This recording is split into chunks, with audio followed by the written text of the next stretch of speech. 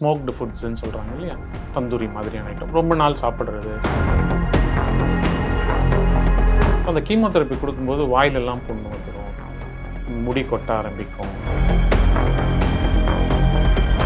Majority of கேன்சர்ஸில் surgery தான் best choice.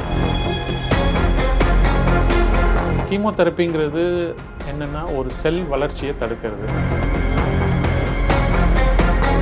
இள வயசில் வர்றது உண்டு, அதாவது 30 வயசு 25 வயசுலேயே ஒரு சில பேருக்கு இப்போ வருது.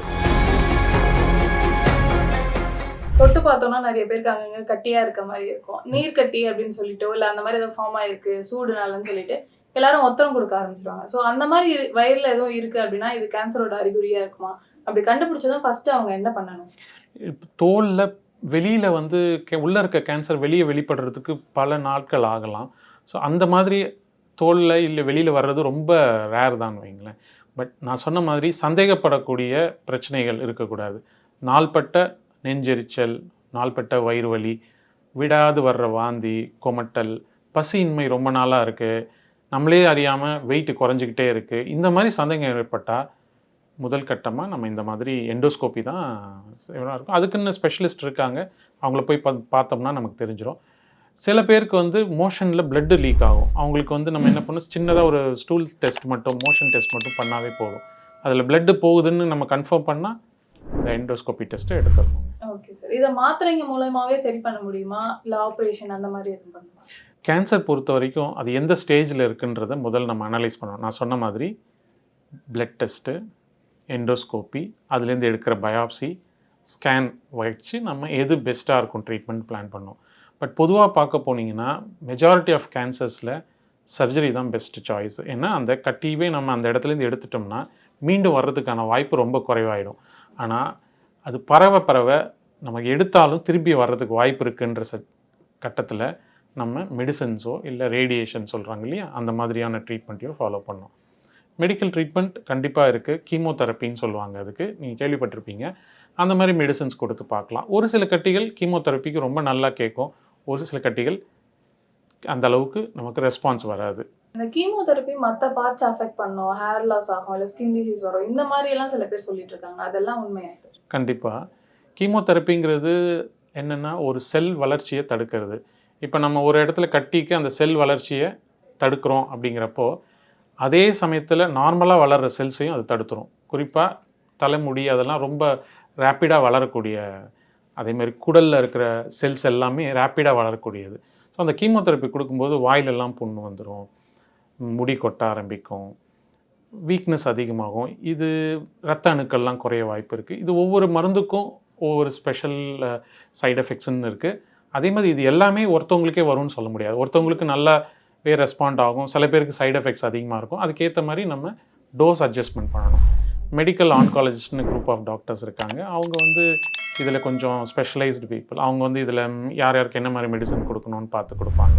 இப்போ குழந்தைங்க வந்து நிறைய பேர் பார்த்தீங்கன்னா வயிறு எரிச்சல், நிறைய வெளில ஜங்க் ஃபுட் சாப்பிட்றதுனால வயிறுல புண்ணெல்லாம் ஏற்படுது. இது குழந்தைங்களை எந்த அளவுக்கு பாதிக்கும் சார்? இந்த மாதிரி குடலுக்கு கேன்சர் வந்து ஏஜ்டு பீப்புளில் தான், ஒரு 60 வயசு 50 வயசுக்கு மேலே தான் நிறைய பேருக்கு வர்றது உண்டு. நீங்கள் கேட்ட மாதிரி ஆண்களுக்கு அதிகமாக வர்றது. அதே மாதிரி ரிஸ்க் ஃபேக்டர்ஸ், அதாவது யார் யாருக்கெல்லாம் வரலான்னு ஒன்று இருக்குது. குழந்தைங்களுக்கு இந்த மாதிரி கட்டிகள் வயிற்றில் ரொம்ப ரேர், ஆனால் இள வயசில் வர்றது உண்டு, அதாவது 30 வயசு 25 வயசுலேயே ஒரு சில பேருக்கு இப்போ வருது. பட் அவங்களுக்கெல்லாம் ஸ்ட்ராங் ஜெனட்டிக் ஃபேக்டர்ஸ் இருக்கும், லைக் ஃபேமிலியில் யாருக்காவது ஒருத்தவங்களுக்கு அவங்க ஜீன்ஸ்லேயே ஏதோ ஒரு வித்தியாசங்கள் இருக்கும். இப்போ கேன்சர்ன்றது நார்மல் செல் க்ரோத்தை தாண்டி ஒரு கட்டுப்பாடு இல்லாமல் செல்ஸ் வளர்கிறது தான் கேன்சர்னு சொல்கிறோம் இல்லையா. ஒரு இடத்துல காயம் ஏற்பட்டுச்சு, அங்கே ஒரு 10 செல்ஸ் வளர்ந்தா போதுன்ற இடத்துல நிறைய செல்ஸ் கட்டுப்பாடு இல்லாமல் வளர்கிறதுனால தான் அந்த மாதிரி கேன்சர் வர்றது. சின்ன பசங்களுக்கு இந்த அளவுக்கு கேன்சர் இறப்பையில் வர்றதில்லை. இப்போ நிறைய பேர் எனக்கு அஃபெக்ட் ஆகுது, ஏதோ பிரச்சனைனா ஹாஸ்பிட்டல் வரல தயங்குறது எதுக்குன்னு பார்த்தீங்கன்னா நிறைய செலவாயிடுமோ அப்படின்னு. அதுலேயும் முக்கியமாக இந்த மாதிரி கீமோதெரப்பி இப்படியெல்லாம் சொல்லும்போது அதிகமாக செலவாகுமோன்னு பயப்படுறாங்க. கவர்மெண்ட் ஹாஸ்பிட்டலில் க்யூர் பண்ணுறதுக்கு எந்த மாதிரி ஃபெசிலிட்டிஸ் இருக்கும் சார்? இப்போது கரண்ட் ஸ்டேட்டில் பார்த்திங்கன்னா தமிழ்நாடு பொறுத்த வரைக்கும் இருக்கிற மெஜாரிட்டி ஆஃப் எல்லா கவர்மெண்ட் ஹாஸ்பிட்டல்ஸ்லையும், பெரிய கவர்மெண்ட் ஹாஸ்பிட்டல், இப்போ சென்னையில் எடுத்துகிட்டால் ஒரு 3 பெரிய கவர்மெண்ட் ஹாஸ்பிட்டல் இருக்குது, ஒவ்வொரு டிஸ்ட்ரிக்ட்லேயும் ஹாஸ்பிட்டல்ஸ் இருக்கு இல்லையா, அங்கே எல்லாமே இதுக்கான வசதிகள் இருக்குது. நான் சொன்ன மாதிரி சாதாரண பிளட் டெஸ்ட்லேருந்து ஸ்கேன்லேருந்து எண்டோஸ்கோப்பி அது வரைக்குமே எல்லா இடத்துலையும் இருக்குது. கேன்சருக்கான ஸ்பெஷலிஸ்ட் வந்து நிறைய மெடிக்கல் காலேஜ் ஹாஸ்பிட்டல்ஸில் எல்லா இடத்துலையும் அவைலபிளாக இருக்குது. ஸோ அது நம்ம கண்டிப்பாக அதை யூட்டிலைஸ் பண்ணியே ஆகணும்.